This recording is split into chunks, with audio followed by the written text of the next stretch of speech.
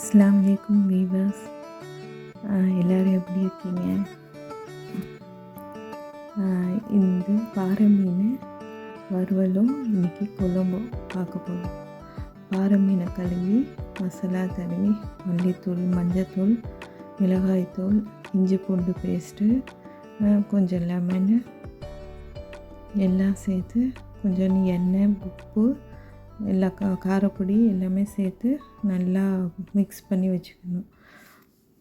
Mix பண்ணி வச்சுட்டு நல்லா ஊற விடணும். ஒரு ஹாஃப் அன் ஹவர் ஊற விட்டுட்டு அதுக்கப்புறம் நான் மண் சட்டியில் தான் இன்றைக்கி மீன் குழம்பு செய்ய போகிறேன். மண் சட்டியில் மீன் குழம்பு செஞ்சால் ரொம்ப ருசியாக இருக்கும். அதோட இடிக்கல்லில் இடித்து பூண்டு, காஞ்ச மிளகா, கொஞ்சம் ஜீரகம், மிளகு எல்லாத்தையும் இடித்து மண் சட்டியில் போட்டு முன்னாடி ஃபஸ்ட்டு மீன் எடுத்து கழுவி ஊற வச்சு மசாலா தடவி ஊற வச்சுருந்தோன்னா அந்த மீனை போட்டு அதுக்கு மேலே கொஞ்சம் புளி தண்ணி ஊற்றி கொஞ்சம் தண்ணி ஊற்றி அதில் மஞ்சள்தூள், மல்லித்தூள், குழம்புத்தூள், அதுக்கப்புறம் காரப்பொடி எல்லாத்தையும் சேர்த்து நல்லா மிக்ஸ் பண்ணிக்கணும். மிக்ஸ் பண்ணிவிட்டு அதுக்கப்புறம் நம்ம இடித்து வச்சுருந்த அந்த பூண்டோட விழுது அதை எடுத்து போட்டுட்டு அதுக்கப்புறம் இடிக்கல்லே கொஞ்சம் வெங்காயம், பச்சை மிளகா, கொத்தமல்லி எல்லாத்துக்கும் கொஞ்சம் உப்பு போட்டு நல்லா இடிச்சுக்கணும். நல்லா பார்த்தாலே உங்களுக்கு தெரியும். அந்த எல்லாம் மிக்ஸ் பண்ண கலவெல்லாம் அதை மண் சட்டியில் போட்டுட்டு இப்போ நெக்ஸ்ட்டு அந்த இப்போ வெங்காயம், பச்சை மிளகா எல்லாத்தையும் இடித்து அதில் மிக்ஸ் பண்ணிக்கணும்.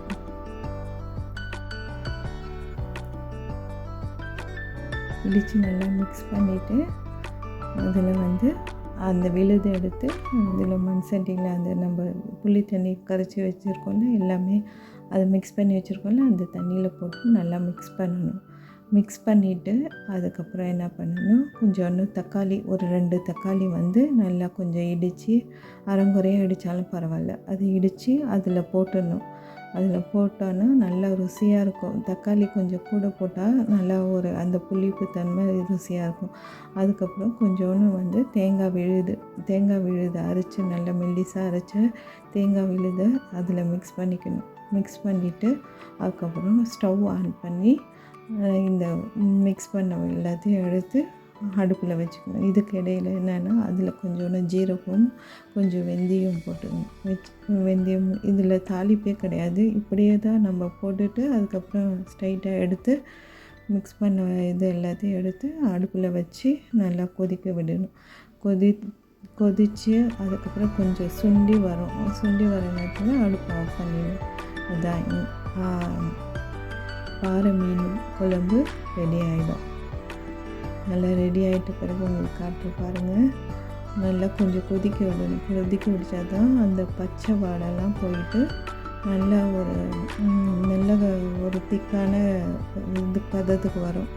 இதுக்கு இடையில நம்மனா கடாயை வச்சு எண்ணெய் ஊற்றி மீன் நம்ம மசாலா தடவி வச்சோன்னா பாறை மீன் மசாலா தடவினதை பொரித்து எடுத்துக்கலாம். ஒரு எண்ணெய் நல்லா சூடாகணுன்னா ஒரு மீனை அந்த இதில் கடாயில் போட்டு நல்லா வறுத்து எடுத்துக்கோங்க. நல்லா வறுத்து எடுத்து நல்லா வாசனையாக இப்போ பொரிக்கக்குள்ளேயே அவ்வளோ நல்லா ஸ்மெல் வருது. நல்லா டேஸ்ட்டாக இருக்கும். இந்த மீன் ஃப்ரெஷ்ஷாகவும் இருக்குது, நல்லா டேஸ்ட்டாகவும் இருக்கும். முன்னாடி பக்கம் பின்னாடி பக்கம் நல்லா கொஞ்சம் நேரம் விட்டு நல்லா பொரித்து எடுத்துக்கிட்டோன்னா நல்லா டேஸ்ட்டாக நல்லா இதாக இருக்கும். பாறை மீன் வறுவல் ரெடி ஆகிடுச்சு. அதே மாதிரி பக்கத்தில் இருந்த மீன் குழம்பும் நல்லா கொதித்து சுண்டி ரெடி ஆகிடுச்சு. அதுக்கப்புறம் லாஸ்ட்டாக கருவேப்பிலை போட்டோன்னா நல்ல ஸ்மெல் வரும். அந்த மீன் குழம்போட நல்ல ஸ்மெல் வரும், ஃப்ளேவரும் நல்லாயிருக்கும். நான் எல்லோரும் இன்ஷா அல்லாஹ் எல்லாருமே இந்த மீன் குழம்பு இந்த மெத்தடில் செஞ்சு பார்த்து சாப்பிட்டு பாருங்கள். எவ்வளோ டேஸ்ட்டாக இருக்குன்னு சொல்லுங்கள், கமெண்ட் பண்ணுங்கள். ப்ளீஸ் என்னோடய சேனலை சப்போர்ட் பண்ணி சப்ஸ்கிரைப் பண்ணுங்கள், ஷேர் பண்ணுங்கள், லைக் பண்ணுங்கள். மேலும் பல வீடியோஸ் மறக்காமல் பார்த்து